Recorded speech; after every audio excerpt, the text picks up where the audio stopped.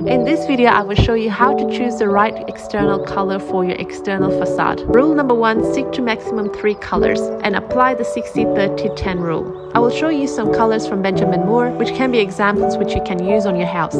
The next rule is split your home into 3 sections. The 3 main parts of your house are the bottom as the foundation, the middle part, or the roof on the top part. In these examples, you will see the colors are often divided between the bottom, middle, and the top part, as this can create a balanced look for your home. Next rule is create continuity. You want to make sure the facade also reflects what is inside of the house, as this can create a harmonic look. This way you can have your alfresco or outdoor area, which will be in the same look as the interior and the externals. And this rule will make sure you won't clash between both colors. The next rule is don't forget about your surrounding materials.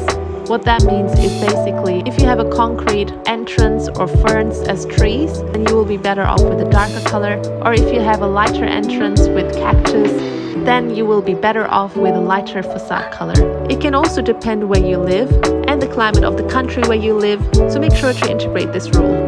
Then there are some more tips to consider. If you still need help with your external facade colors, just send me an inquiry and I will help you out.